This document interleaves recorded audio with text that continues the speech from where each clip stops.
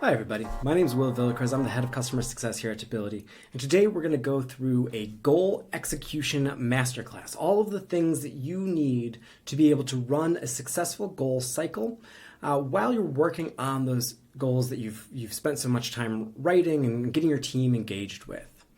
So when we're talking about goals, when we're thinking about our goals, writing our goals is a huge key first part of the goal process, but it's not the end of the process by any means.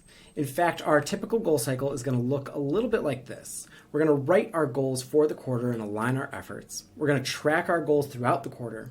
We're going to close and score our goals and do retrospectives on them. And then we're going to rinse and repeat and go through this cycle from quarter to quarter to quarter to quarter. Now, when we're thinking about the timeline that this is going to take, the stage at the very beginning, writing those goals, should only take a couple weeks, and our stage at the very end of the cycle of scoring our goals should also only take about a week in order to get those accomplished.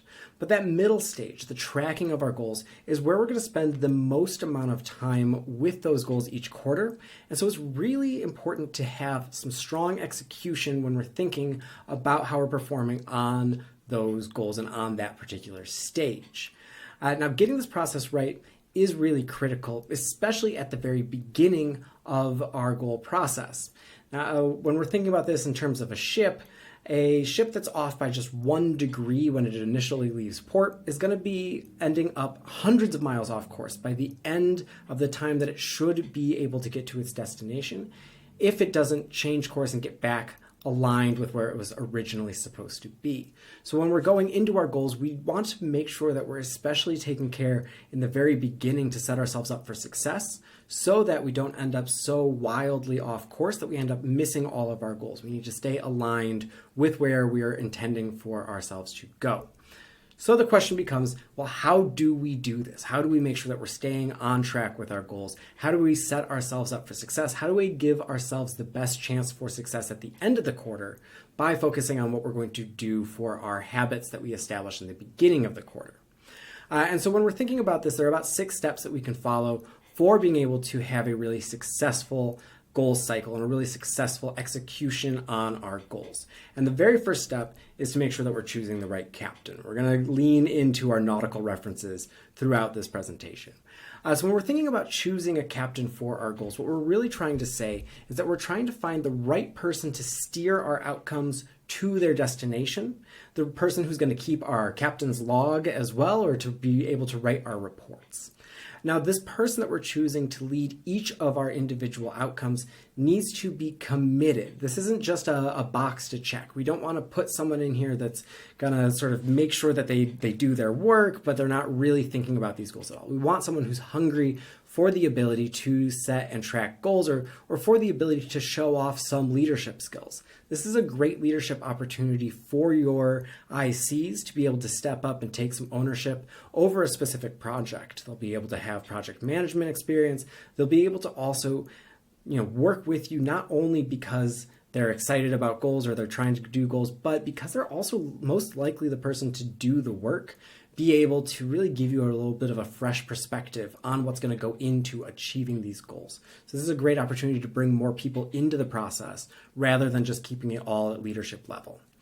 Now that said, once we pick our captain and we have someone who's excited, especially if we're going to go down a little bit downstream or down lower in the organization, we want to make sure that we are giving them the tools that they need to succeed. So they need to have 2 specific things. They need to have the ability to set the strategy for their outcome. How are we going to get there? What is the projects that we're going to prioritize? They also need to have the ability to get the resources that they need for this project as well. If we set someone up to go off and do something, but they don't have the tools that they need to do it, we're doomed for failure before we even leave port. Now, if once we have our great captain, they've got the tools that they need, we're going to want to make sure that we have some clear directions, that we're charting our course correctly for being able to approach success with our outcomes. Now, this means having a couple things very clearly expressed to our teams. Number 1, we need those clear targets for our metrics that are associated with our outcomes. We need to know where we're supposed to be going. But we should also understand what the other expectations are for this journey. And this big one that we're going to be thinking about here is really just those check-ins, the weekly reports on how our goals are progressing. We want to make sure that not only are we asking them to do it every week, but we are expecting them to be done in a specific way. Just getting a check-in doesn't mean we're going to have good information to go off of. We really want to make sure that all the check-ins that we're getting for our outcomes contain a set of information that gives us actionable next steps. And what that means is that we're going to have a few different parts. The number one is the metric update. Where are we currently? If we're tracking revenue, if we're tracking uptime, if we're tracking new leads, anything that we're tracking, we need to know where that metric stands. It's not the be-all, end-all, but it does tell us where we're at right now. The next step isn't just the sort of trailing indicator of where have we gotten to, but it's also the leading indicator for where are we going to go, and that is how confident the team is on being able to hit the goal by the end of the quarter. Beyond just we have done this so far, we want to start thinking about, and we will be able to do X. Like, where are we going to be able to get to based on all of the information that the team member knows that's going to be writing these updates. And that information is going to come from a couple of different places. It is going to come from the metric. We need to know if we have a chance of being able to achieve that goal. But it's also going to come from some additional context that they're going to have. What is the work that's been done, and what is the result of that work? We did this project, it did this for us. What is the work that's planned, and what is the expected outcome of that work? Right now, we have this project planned, but based on what we have seen before, we're expecting it not to move the needle all that much, or this one's going to be the one that completely gets us over the hump and we're going to be able to hit our goal with this big new project. This is all great information to have so that we can make decisions based on that. And then what hurdles or blockers still exist? What should the rest of the team be aware of when we're thinking about this goal? We've had a bunch of P0s lately, so I've been pulled away, so we didn't have the time to put into this. This other team is needing XYZ resource from us, and so we're not going to be able to put it into this goal. What are the things that could prevent success with this goal? And then any other goal that's dependent on it or that's related to it. All of those other pieces of information that we wouldn't get from just looking at the metric is what we want to have in here. Finally, what are the asks for resources or for additional assistance that are needed in order to keep the outcome on track? When we're thinking about the tools that we need, what are the other things that might go into this? Let's make those asks in public, out loud. We'll have that running record of them. We'll be able to get them more frequently. Now, these check-ins should all be done on a schedule. Typically, this is something that we should do weekly. And these are where we want to make sure that we're not missing out on anything. Every missed check-in means just another week of time where we're going to start to drift from our initial course because we're not staying on top of them. So having them written on time is really critical. And then finally, these also should be read. It's one thing to put this really rich information into a product or into a goal. It's another thing to make sure that other folks who are going to benefit from understanding how these goals are going can get that information. So especially if someone's owning an outcome and there are related outcomes or there are just other outcomes in the team, it's important for everyone to get a sense of how they're going so that they know if I'm going to make an ask for resources, who else is asking for those resources? Is anyone open? Does anyone have bandwidth? And they're saying, oh, our goal is going great, so we have some additional time.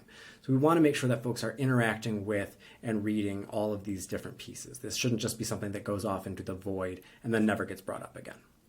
Now, before I move on from here, there is one thing that I do want to mention about talking about confidence.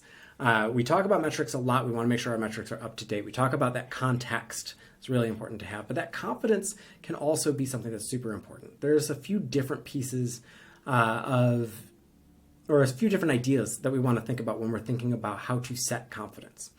In Tability, we use a red, yellow, green scale for at track, at risk, or completely off track. And we see that teams will a lot of times have an issue choosing a confidence level. And so this is one of the things that can really set us apart when we're working on our goals is by being really intentional about that confidence level.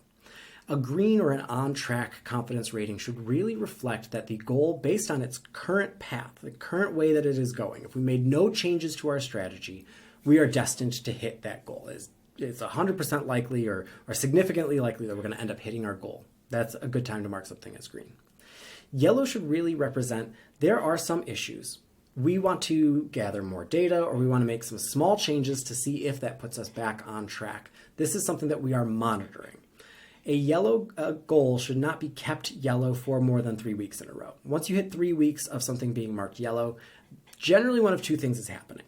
Either the team is sandbagging and they just don't want to go green because they're trying to manage expectations, and they should really mark that goal as green anyway.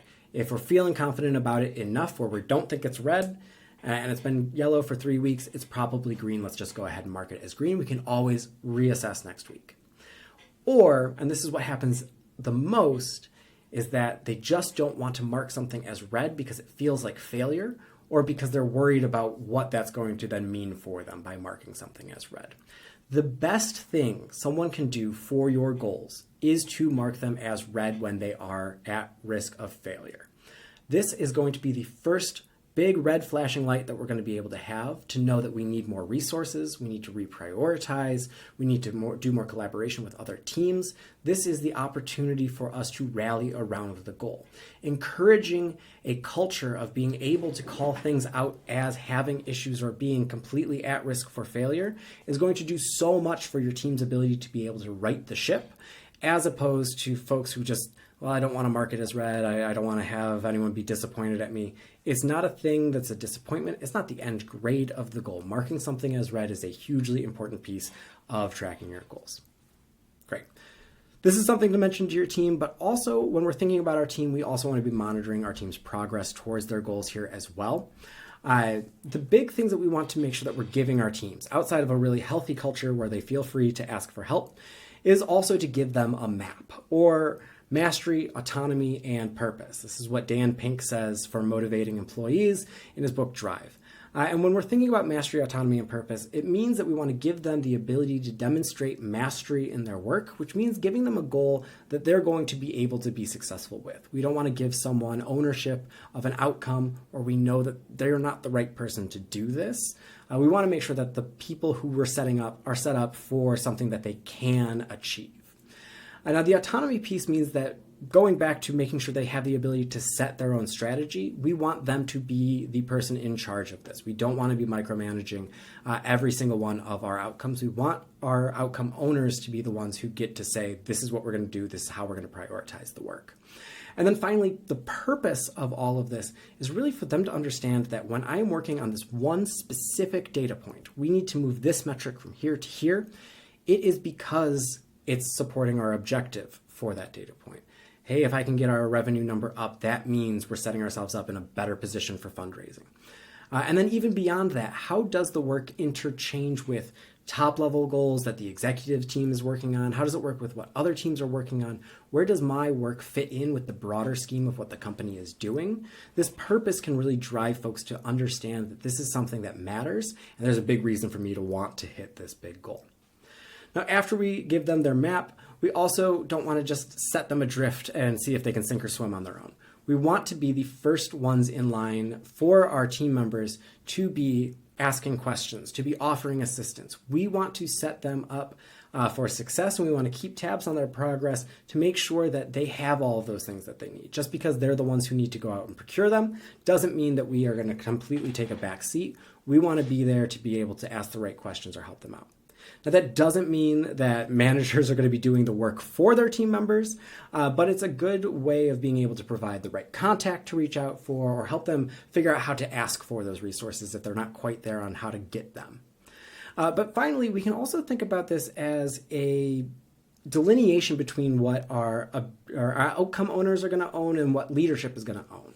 When we're thinking about our objective, the person who owns that is generally going to be our managers or our leadership in the team. They're the ones who are going to want to make sure that all of those individual outcomes are moving in the right direction, because our leaders should be owning the objective. The success or failure of that overall objective is going to fall on our managers, who are going to be really making sure that their teams are working the right way. This is make sure that we can keep tabs on the folks that we need to keep tabs on, while also making sure that there is someone who cares about all of this all at once. Now, as you go through the cycle, things are going to change. Your goals are going to be affected by all sorts of external things. We can't perfectly predict the next 3 months. There are all sorts of new things that are going to come out, new products. There's going to be new competitors, all things that can change what our priorities are. So it's okay to think that it's all right to change our goals mid-cycle. They are not written in stone. They are not 100% locked in. And as new things come up, it is okay to reassess and say, you know what, we might need to change some of our goals. That is, as long as we are doing it for the right reasons. Not every goal needs to change, and not every goal should change depending on the circumstances. Now, there are some times where we're going to set our targets way too low. We're going to realize that we're going to vastly overachieve them, and we might want to extend our targets out. Let's give ourselves a stretch goal because I think we can do more. Totally fine to update our goal to give it a little bit more and give our team something to reach a little bit further for. There might be work that our objectives are dependent on that are being pushed back or abandoned, making the work that we had set up or prioritized or the metrics that we were intending to track no longer relevant because the overall company direction has changed. Let's close those out and not work on them anymore because let's say we achieve all the things that we're trying to do. It doesn't matter. If the product team's no longer going to release the product that our support team is doing a bunch of work on building out content for, it doesn't make sense for that support team to continue building out content. They can drop that as a goal if that's something that they're tracking as a goal. If we're just pretty sure we're not going to hit our goal, it might not hit. It's really difficult. We set our targets way too advanced. That's where we should keep it as is.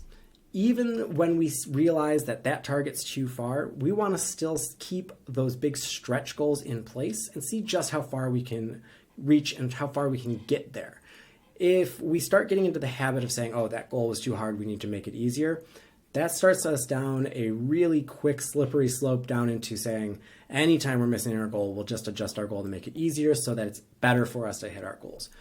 Goal setting is really not just for being able to hit goals, it's for seeing how far we can stretch as a team to really achieve some important and transformational outcomes. So we don't want to get into the habit of always just shrinking our goals down if we feel like we're not going to hit them. Now, all of these conversations rely on having understanding of what's going on in other teams or other parts of the organization. So when we're having these conversations monthly, we want to make sure that we're including people who have that context. Again, going back to the managers, the leaders, department heads, directors, folks who have a little bit of a deeper understanding of what other teams are working on can help to make sure that we're not changing goals if we don't need to, or that we are changing goals even if we wouldn't have had that information otherwise. If I'm working directly with our product team, I get a little bit more information than what my owner of one of the goals is going to have. I want to make sure I can communicate that to them so that we can all make those specific decisions around whether or not we're going to change those goals. Now, these conversations should happen monthly, and if any changes are made, these should be documented. Ideally, in Tability, we have our retrospective documents. We want to make sure that there is a paper trail, so if we're closing a goal, it's not difficult for someone to come in and say, hey, why is that closed? We'll have those reasons all very clearly demarked so that we understand that this was done for a reason, whatever that change might be. And then the big last step inside of this goal process is really going to be to learn from the process. At the end of the quarter, it's really important to score our goals and see if we've achieved them or not. That's why we've been tracking all this information. And so when we're thinking about how are we going to score our goals, there are three pieces that go into it. The first is we can take all of our outcomes underneath an objective. We can look at the percent completion, and this might require a little bit of math. Tability will do this automatically for you at the objective level. But you'll just take all of the completion percentage-wise for all of your outcomes, and then you'll average it across the board to give yourself an overall completion for your objective. Now, these are able to be adjusted if you want to, but this would be the easiest way to get started, is averaging out the overall percentage completion for all of your outcomes. Next is we're going to want to understand what was our success criteria for this goal.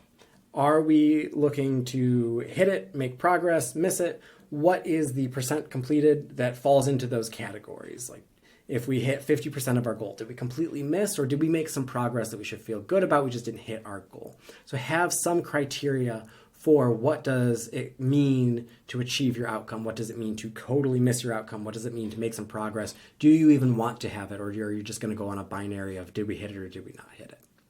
Now, even the idea of did we hit it or did we not hit it can vary. There are organizations like Google that say that if you hit 70% completion of a outcome or of a key result, it counts as completed. You did it. So if you hit 70% for all of your outcomes, your objective was achieved.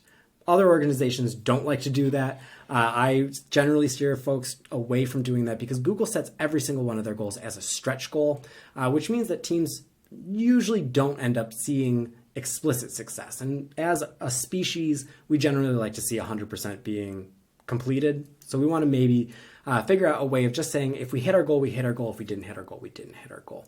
It's up to you. I would generally recommend saying that, anything above like a 90% is probably pretty close to achieving. But again, up to you.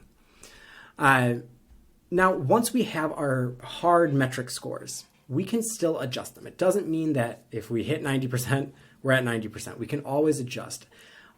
Adjusting your scores for your goals is a qualitative assessment. What we're doing here is we're looking at a few different pieces of the work that went into it, the outcomes that we experienced, the results of working on this, and then did we set the right goal? Should we have set something different? To put all of this into a little bit more of a concrete process.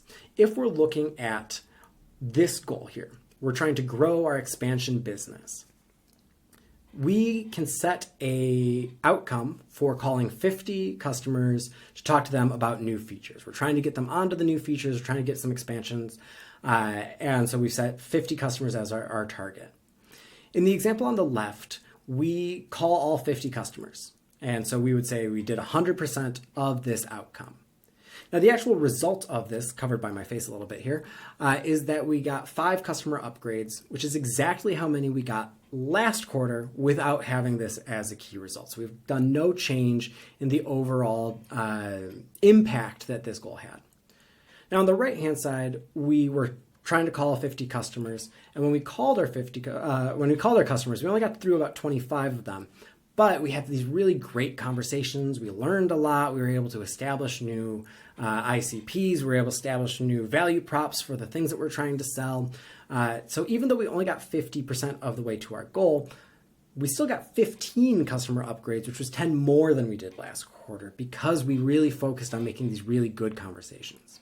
And when we're thinking about our overall objective, which is growing the expansion business, we can see that even though we did fewer calls in the right example, it got us closer to that objective than the example on the left, where we did all the calls we were supposed to, but it just didn't get us the impact that was. Maybe we were rushed, maybe we were just trying to get that number instead of trying to get those expansions.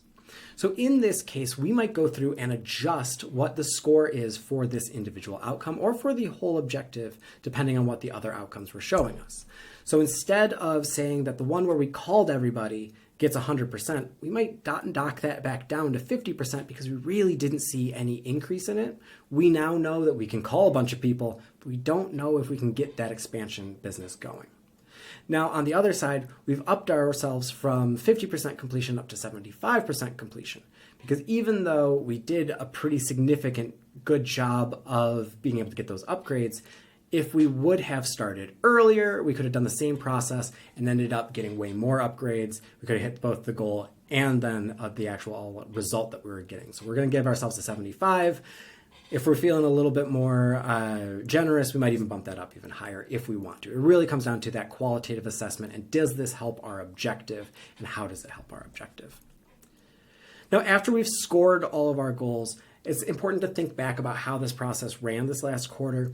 And so it's really important to do some sort of retrospective. Again, in Tability, we have our retrospectives. You can do them monthly. You can also do them at the end of the quarter to give yourself a physical document that includes a score of your objectives, and then also a way of learning from that process as well.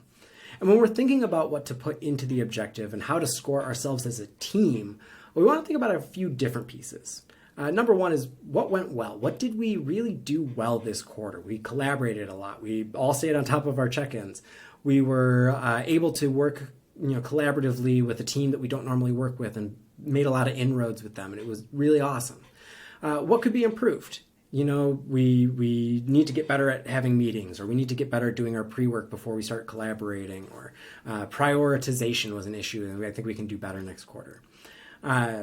Finally, how did we collaborate, both internally as a team, externally? Did we all read each other's check-ins? Did we all offer assistance? Were we working together as a team to be able to hit these goals? Did we understand how our different outcomes were supporting our big objective? How did we work together, and how can we make sure that we are using this goal-setting process in a way that's going to make sure that we can still work great as a team while we have some very specific North Stars that we're working towards?